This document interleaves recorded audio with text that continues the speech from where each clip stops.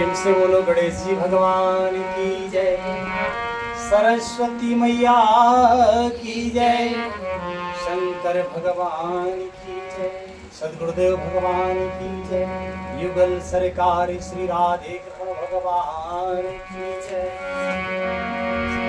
ऐसे अधा में मनोज खले कृत जुग त्रेता नाही, द्वापर कछु के वृंद बहो, हो यही कले जुग माही। श्री रामचरितमानस उत्तर कांड के 40वें दोहे से आज का मंगलमय पाठ शुरू होता है। सभी प्रेमीजन महानुभाव से विनम्र निवेदन प्रार्थना है, प्रेम से हर्षपूर्वक पाठ को सुनो। हमसे जो भूल चूक बन जाए सो हम क्षमा प्रार्थी, अज्ञानी समझ के अपना समझ के क्षमा करने की कृपा करो और हमसे भूल चूक हो से क्षमा करो। श्री राधे लिखते हैं महाराज, श्री राम जी राज सिंहासन पर विराजमान होके देवता स्तुति करके चले गए। भगवान शिव जी ने भी स्तुति की। एक बार श्री राम जी भरत जी सहित चारों भाई और साथ में श्री हनुमान जी महाराज तो उपवन की शोभा देखने के लिए आए। वो वहीं पे जो है उपवन में प्रभु को प्रसन्न देखकर सनकादिक मुनिजन आए, उनके साथ भी सत्संग हुआ। सनकादिक मुनिजनों ने भी भगवान की स्तुति करी और वे भी चले गए। तब जो है श्री भरत जी महाराज ने राम जी से पूछा कि हे भैया, संत और असंतों के लक्षण आप कहने की कृपा करें। भरत जी कहते हैं यद्यपि हमें कोई संशय नहीं है, लेकिन फिर भी आपकी श्री वाणी से हम सुनना चाहते हैं। हम सबके कल्याण के निमित्त श्री भरत जी महाराज ने पूछा। तो श्री राम जी ने संतों के पहले लक्षण बताए, फिर असंतों के लक्षण बताए कि संतों में क्या क्या महानताएं होती हैं और असंतों में कैसे कैसे द्वेष पाए जाते हैं, वे द्वेष किस प्रकार के दुख देते हैं। ये संतों और असंतों के लक्षण कहते हुए आगे श्री राम जी कहते हैं कि ऐसे नीच दुष्टों के लक्षण बताने के बाद कहते हैं कि ऐसे नीच और दुष्ट जो है मनुष्य सतयुग में और त्रेता में नहीं होते। जो यहाँ असंतों के लक्षण बताए हैं ना अभी श्री राम जी ने पिछले दिन के प्रसंग में आया है, तो इस प्रकार के मनुष्य सतयुग में और त्रेता में नहीं है, होते ही नहीं। द्वापर में थोड़े से होंगे, ऐसा राम जी ने कहा, और कलयुग में तो इनके झुंड के झुंड होंगे। अब जब इनके झुंड के झुंड होंगे तो वो लोग कमी तो है नहीं। आगे लिखते हैं महाराज, बड़े ध्यान से सुनो, ये उत्तर कांड में श्री राम जी की वाणी है। उत्तर कांड को बड़ा श्रेष्ठ माना जाता है। श्री राधे लिखते हैं पूज्यपाद गोस्वामी तुलसीदास जी महाराज के परेहित सर से धर्म नहीं भाई, और पर पीरा सम नहीं रहते माई।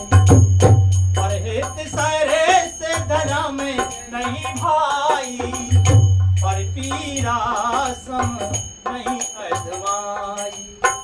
निर्णय सकल पुराने वेद कर, कहूँ ताते जाने को वेद नर। नर शरीरे धरे जे पर पीरा, करहि ते सहाय महाभव भीरा। करहि मोहे बसे नर अज्ञाना, स्वार्थ रत पर लोक समाना। करहि मोहे बसे नर अज्ञाना, स्वार्थ रत पर लोक समाना। कहते हैं श्री राम जी की, हे भाई, दूसरों की भलाई के समान कोई धर्म नहीं है। अगर धर्म का कर्म करना है कि हमें धर्म करना है तो श्री राम जी की वाणी है, प्रपंच में पढ़ने की जरूरत नहीं है। श्री रामचंद्र जी स्वयं कहते हैं कि दूसरों की भलाई करने के समान कोई धर्म नहीं और दूसरों को दुख पहुंचाने के समान कोई निष्ठा यानी कोई पाप नहीं। कोई कितने भी पुण्य के काम करे, कितना भी नारियल फोड़े, अगरबत्ती लगाए, धूप बत्ती लगाए, पुराण बचवाए, कथा बचवाए, कुछ भी करे, लेकिन दूसरों को अगर पीड़ा देता है कोई तो इसके समान कोई पाप नहीं है। ना पुण्य काम करेंगे ना कुछ। राम जी कहते ये बात, और राम जी की वाणी कभी मिथ्या होती नहीं, झूठ नहीं होती। आगे कहते हैं कि हे तात, समस्त पुराणों और वेदों का यह निर्णय निश्चित सिद्धांत है। मैंने तुमसे कहा है, इस बात को पंडित लोग जानते हैं। हम सब ये मूर्खता करते हैं ना, लगता है दूसरों का धन ले लो तो उस धन से हम सुखी हो जाएंगे, छल प्रपंच से रुपया कमा लो सुखी हो जाएंगे।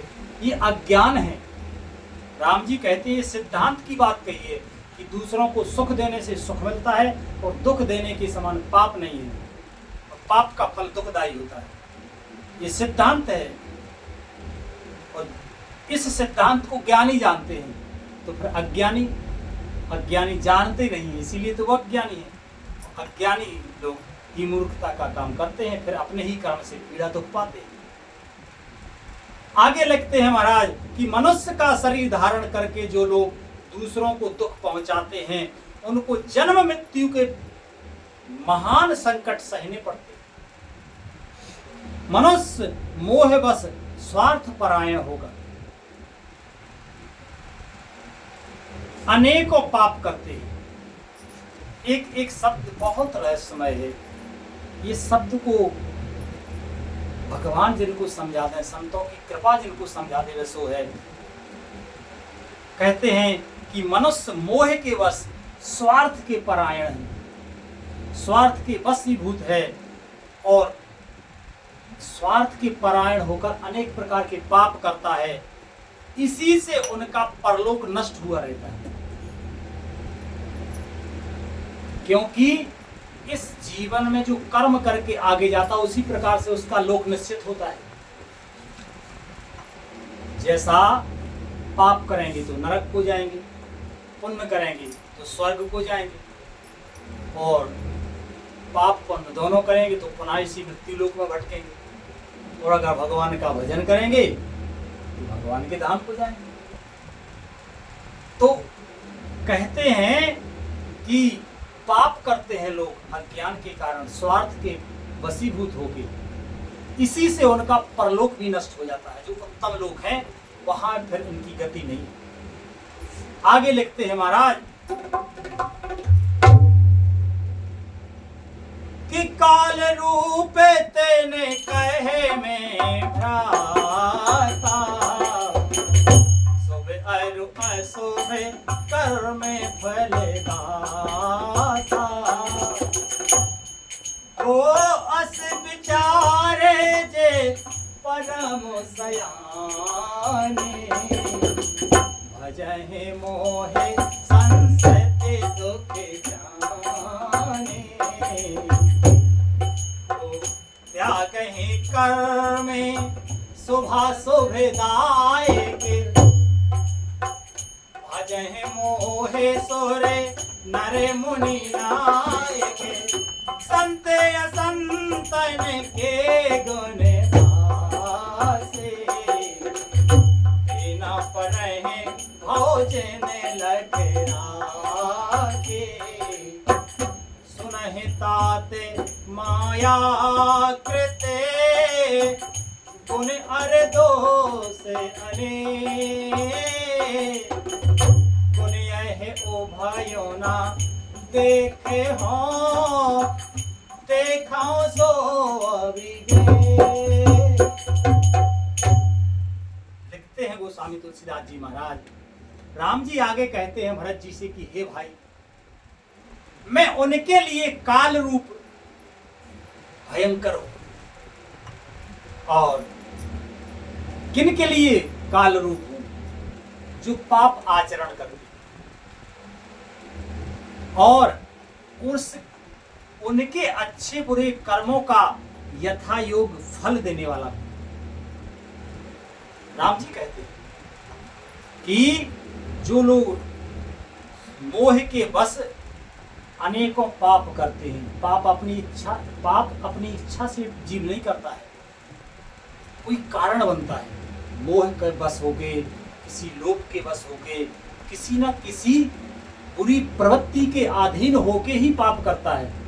लेकिन उस पाप का फल जो है, भगवान कहते हैं कि उस पापी के लिए तो मैं काल के समान हूं, काल रूप हूं, भयंकर हूं। उनके अच्छे बुरे कर्मों का फल में यथा जैसा उसका कर्म होता है उस प्रकार का मैं फल देता हूं। ऐसा विचार कर जो लोग परम चतुर हैं, वे संसार के प्रवाह को दुख रूप जानकर मुझे ही भजते। ये भजन जो कर पाते ना, ये भगवान की असीम कृपा से हो पाता है। और जो ये जान जाते हैं उन्हें भगवान चतुर कहते हैं कि जो भजन करें वे बड़े चतुर हैं कि वे पाप और इनके ज्यादा चक्कर में नहीं पड़ते। और आगे लिखते हैं महाराज कि इसी से वे शुभ और अशुभ फल देने वाले कर्मों को त्याग देता है। इसी से वे शुभ और अशुभ फल देने वाले कर्मों को त्याग कर देवता, मनुष्य और मुनियों के नायक मुझको भजते।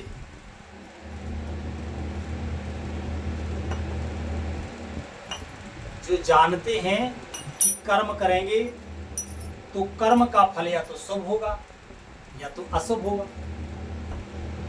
तो शुभ कर्म जो बनता है वो हमें सुख देता है श्री राम, और अशुभ कर्म जो होता है वो हमें दुख देता है। यानी हमसे जो गलती से भी पाप बन जाए, उस पाप का फल जब आएगा तो हमें दुख देगा कई प्रकार से। पैसे की हानि करेगा, शरीर में रोग पैदा करेगा, परिवार में कलह करेगा, तमाम प्रकार के दुख है। तो हमारे कर्म से जो पाप कर्म बन जाएगा, उस कर्म का पाप का जब फल आएगा तो दुख देने वाला होगा। और अगर शुभ बन गया तो शुभ का फल हमें सुख देने वाला होगा। तो भगवान कहते हैं कि शुभ और अशुभ फल देने वाले कर्मों को त्याग कर देवता, मनुष्य और मुनियों के नायक भगवान ही है ना, तो वे कहते हैं कि मुझको भजते हैं। इसी प्रकार मैंने संतों और असंतों के गुण कहे हैं, जिन लोगों ने इन गुणों को समझ रखा है, क्योंकि सब कोई समझ नहीं सकता है। पहले ही महामुनि भारद्वाज ने कहा है कि सोई जानत जो देव जनाई, जानत तुम्हें हुई जाई। कहा ना, हाँ, जब वनवास के लिए गए थे राम जी, तब कहा था उन्होंने, भगवान से ही कहा था कि आप भी जिनको जना दें सो है, अन्यथा कौन जान सकता आपकी लीला महिमा को। तो वे कहते हैं कि जो है,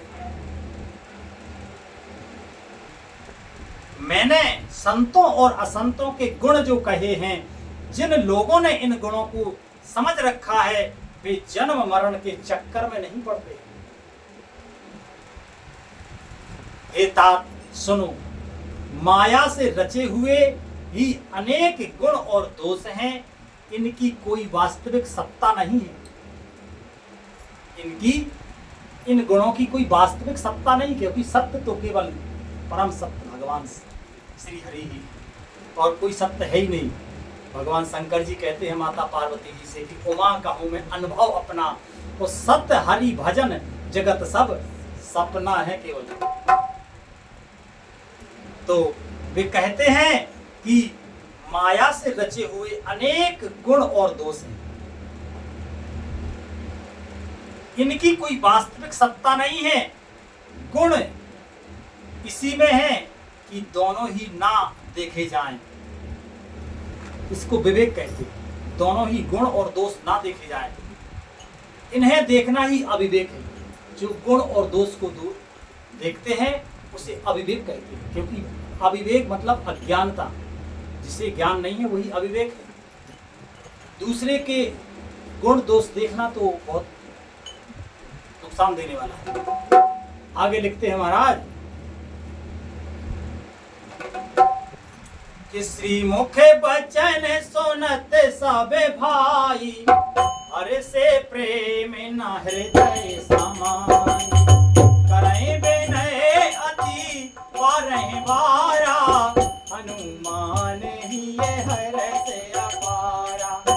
पुन रघुपति ने जे मंदिर गए, यही विधि चरत सकल निज नये।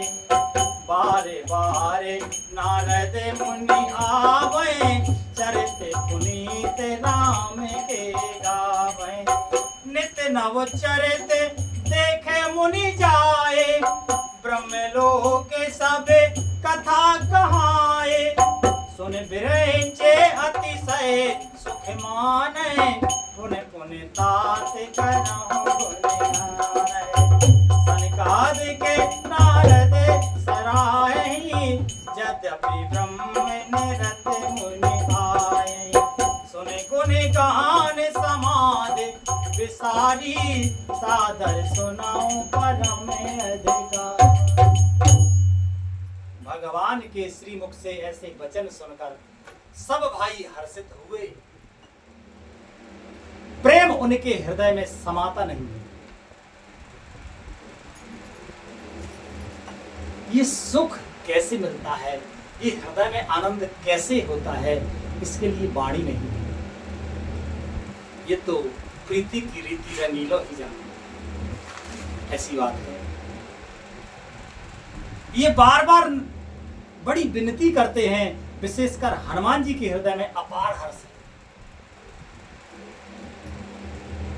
तदनंतर श्री राम जी अपने महल को गए। इस प्रकार वे नित्य नई लीला करते हैं, नित्य नई लीला। नारद मुनि अयोध्या में बार बार आते हैं और आकर श्री राम जी के पवित्र चरित्र गाते हैं। मुनि यहाँ से नित्य नए नए चरित्र देखकर जाते हैं और ब्रह्मलोक में जाकर सब कथा कहते हैं। ब्रह्मा जी सुनकर अत्यंत सुख मानते हैं और कहते हैं कि हे तात, बार बार श्री राम जी के गुणों का गान करो। सनकादि मुनि नारद जी की सराहना करते हैं। यद्यपि वे मुनि ब्रह्मनिष्ठ हैं, परंतु श्री राम जी का गुणगान सुनकर वे भी अपनी ब्रह्म समाधि को भूल जाते हैं और आदर पूर्वक उसे सुनते हैं। वे राम कथा सुनने के श्रेष्ठ अधिकारी जो हैं।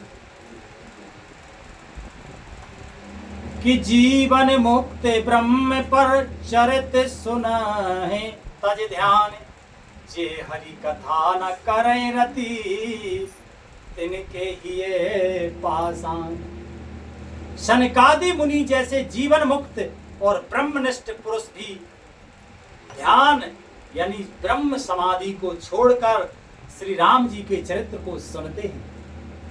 ऐसा सुंदर परम पावन चरित्र, परम सुख देने वाला चरित्र है श्री राम जी का।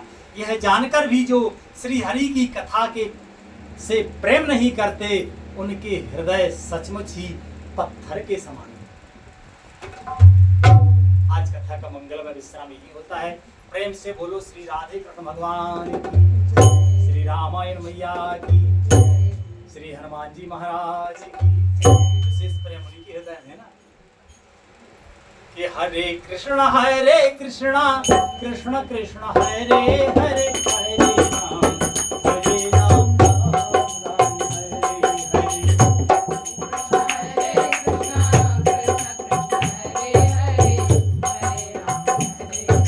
राम राम हरे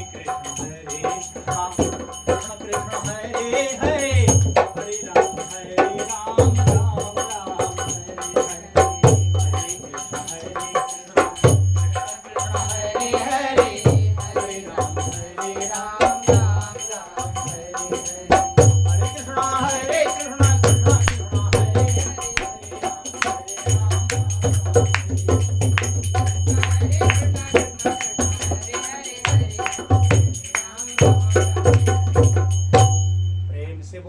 आनंद कंद भगवान की, संत सतगुरुदेव भगवान की, शंकर भगवान की, संत समाज की जय, श्री विप्र समाज की जय, श्रोता समाज की जय। जय जय श्री राधे श्याम निताय गौर हरि गो श्री राम।